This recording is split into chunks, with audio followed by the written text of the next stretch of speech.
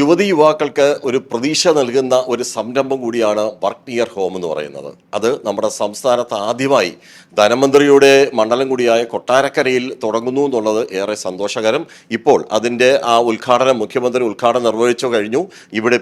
ഇവിടെ നമ്മുടെ ഒരു ടീം ടെക്നോ പാർക്കിൽ, തിരുവനന്തപുരം ടെക്നോ പാർക്കിലെ ഒരു ടീം തന്നെ ഇവിടെ വന്ന് ഏറ്റെടുത്ത് ഈ കൊട്ടാരക്കര പരിസരത്തും ഒക്കെ ഉള്ളവർക്കെല്ലാം ഇവിടെ ജോലി കൊടുത്തിരിക്കുന്നതാണ് നമ്മൾ ഈ കാണുന്നത്. അവർ ഈ വിദേശത്തുള്ള പല ഇൻഷുറൻസ് മേഖല ഉൾപ്പെടെ പല കാര്യങ്ങൾക്കാണ് അവർ വർക്ക് ചെയ്യുന്നത്.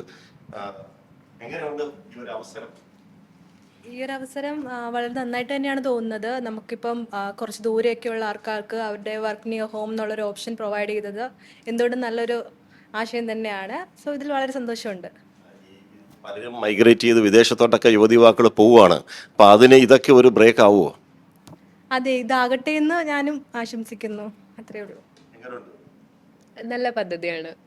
നമുക്ക് കുറച്ച് വീട്ടമ്മമാർക്കൊക്കെ കുറച്ച് അവസരം കിട്ടാനായിട്ട് ഇത് ഉപയോഗമായിരിക്കും. അല്ല,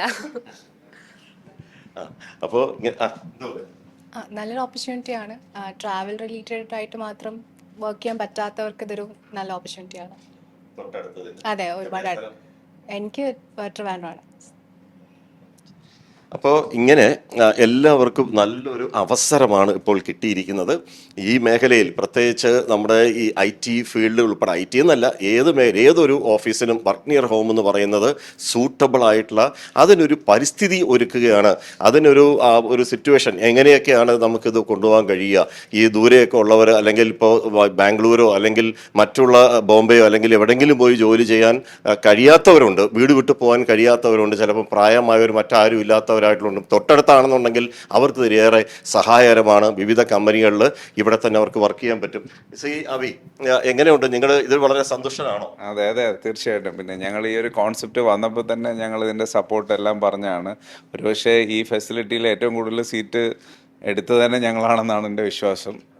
അപ്പം ഞങ്ങളിതിൽ വളരെ സപ്പോർട്ട് ചെയ്യുന്നൊരു കമ്പനിയാണ്. ബിക്കോസ് ടയർ 2 അല്ലെ ടയർ 3 സിറ്റികളിൽ ഉള്ള വീട്ടമ്മമാർക്കും അതുപോലെ ക്വാളിഫൈഡ് ആയിട്ടുള്ള, ഇപ്പോൾ നമ്മൾ പ്രത്യേകിച്ച് കേരളത്തിൽ എടുത്തു കഴിഞ്ഞാൽ ഒരു നോളജ് ബേസ്ഡ് ബിസിനസ് ഓപ്പർച്യൂണിറ്റി കൂടുതലുള്ളൊരു സ്ഥലമാണ്. അപ്പോൾ ഞങ്ങൾ തന്നെ ഇവിടെ ഇൻവെസ്റ്റ് കേരളയിൽ വന്നിട്ട് ഞങ്ങളുടെ ഇൻക്രീസിങ് ഹെഡ് കൗണ്ടൊക്കെ പറഞ്ഞിരുന്നതാണ്. പക്ഷേ IT പാർക്കുകളുടെ അത്ര അവൈലബിലിറ്റി കുറവ് കാരണം ഫെസിലിറ്റികൾ നമുക്ക് നല്ല ടാലൻസിനെ പുറമേ പോയാൽ നമുക്ക് ഇതിനുള്ള ഒരു ഫെസിലിറ്റീസ് ഇല്ല. ഇതിപ്പോൾ ഗവൺമെന്റ് ഒരുക്കുമ്പോൾ തീർച്ചയായിട്ടും അത് ഗവൺമെന്റ് അതും വളരെ ബ്യൂട്ടിഫുൾ ആയിട്ടാണ് ഇത് ചെയ്തേക്കുന്നത്. ഞങ്ങൾ ആദ്യം ഒരു 10 സീറ്റൊക്കെ എടുക്കണമെന്ന് വിചാരിച്ച ആൾക്കാരാണ്. ഞങ്ങളത് എക്സ്റ്റെൻഡ് ചെയ്ത് ഓൾമോസ്റ്റ് 32ഓളം നമ്മൾ ഇപ്പോൾ എടുത്തിട്ടുണ്ട്. അപ്പം ആ ലെവലിൽ നമുക്ക് പുതിയ പല ഫെസിലിറ്റികളിലും ഞങ്ങൾ പാർട്ടിസിപ്പേറ്റ് ചെയ്യാൻ നമ്മൾ പറഞ്ഞിട്ടുമുണ്ട്.